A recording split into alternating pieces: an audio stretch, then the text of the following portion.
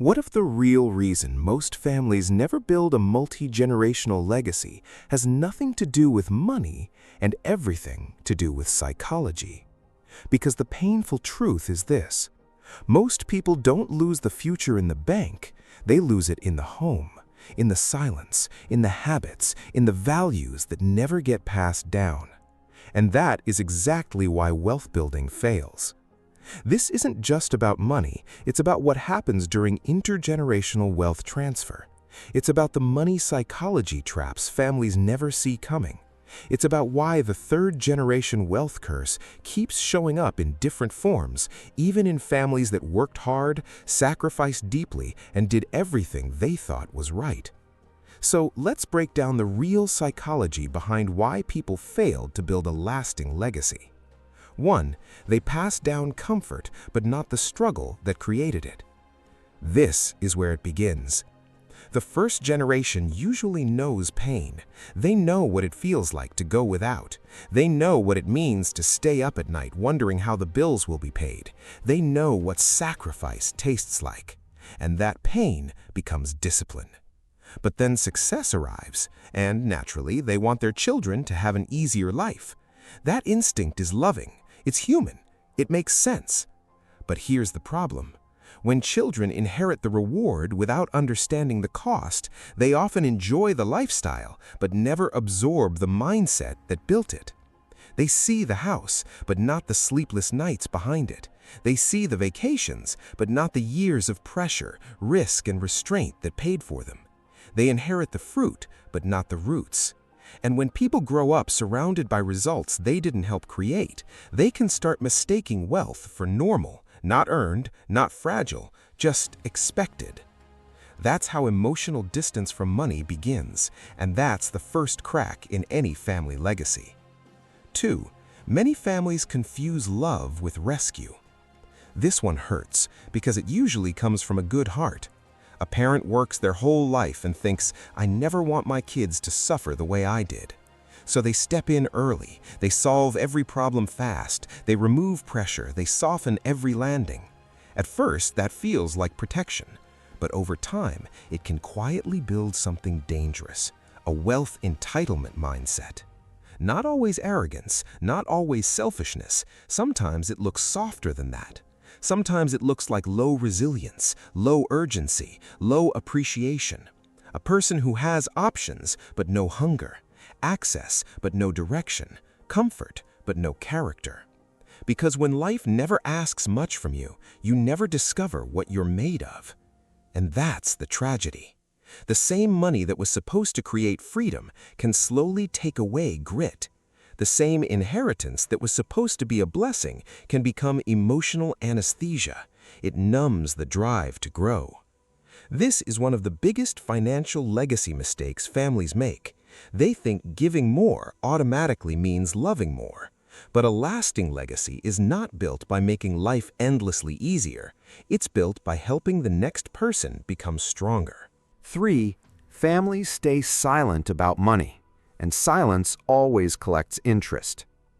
A lot of families think avoiding money conversations keeps the peace. They think, we'll talk about it later, when the kids are older, when the timing feels right, when there's something final to say. But later becomes too late. Because when there's no family wealth communication, people fill the silence with stories, and those stories are usually wrong. One child assumes everything will be equal.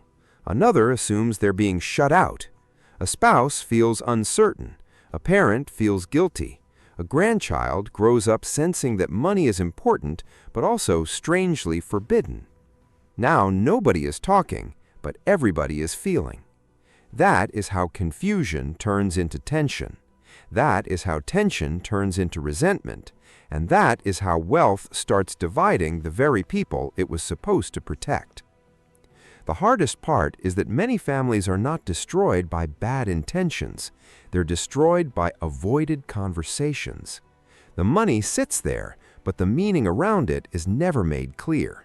And without clarity, people don't inherit peace. They inherit emotional pressure. 4. People prepare the assets, but not the heirs. This is the quiet mistake behind the third-generation wealth curse. You've probably heard the old saying that wealth rarely survives beyond the third generation. And whether the exact number is perfect or not, the fear behind it is real. Families worry their children will become spoiled, so they hide the details, they delay the conversations, they protect the next generation from the truth. But that protection often backfires because secrecy doesn't create wisdom, it creates fragility. If someone is going to one day manage money, make decisions, carry a family name, and protect what generations built, they cannot be trained in the dark. You cannot expect stewardship from someone who was only taught consumption. You cannot expect maturity from someone who was never trusted with responsibility. You cannot expect confidence from someone who was kept emotionally unprepared. This is why wealth building fails across generations. Families spend years preparing the portfolio, the estate plan, the tax structure, the paperwork. But the human being who receives it, sometimes they are the least prepared part of the entire plan. And when money reaches unprepared hands, it doesn't just disappear financially, it disappears emotionally first, through fear, through guilt, through indecision, through pressure, through spending meant to fill an identity that was never built. 5. Families hand down money but forget to hand down meaning. This may be the deepest problem of all, because money without meaning is heavy. If the next generation only hears "protect this," but never hears "this is what this family stands for," then wealth becomes a burden instead of a compass. And a burden creates strange behavior. Some people rebel against it, some worship it, some spend it to feel powerful. Some freeze and avoid it completely. Some chase status because they never developed self-worth. Some try to look rich because they don't know how to feel rooted. This is where a lot of money psychology traps show up. When people don't know what the money is for, they start using it for emotional survival, to impress, to numb, to compete, to escape, to prove something. But real legacy is never just money. It's identity. It's values, it's family memory, it's emotional stability. It's teaching your children not just what to own, but how to think, how to choose, and how to carry responsibility without letting it poison them. If your family has no shared story, money becomes the story, and money alone is never strong enough to hold a family together. 6. Most people start too late. They think legacy is something you arrange at the end. A will, a trust, a final conversation, a document in a drawer. But how to build a lasting legacy is not an end-of-life task, it's a lifelong emotional process. Legacy is built in ordinary moments. It's built when your children hear how the family started. It's built when they learn that money is a tool, not an identity. It's built when gratitude is modeled instead of demanded. It's built when responsibility comes before reward. It's built when family wealth communication becomes normal, not taboo. It's built when the next generation gets invited into the mission early, not after a funeral. Because by the time money is transferred, the psychology is already set. That's what most people miss. Intergenerational wealth transfer is not really about the transfer. It's about the training that happened long before the transfer ever came. So if you really want to avoid the third-generation wealth curse, don't just ask, "How much am I leaving behind?" Ask a harder question. What kind of human being am I leaving it to? And even deeper than that, what kind of family culture am I building around it right now?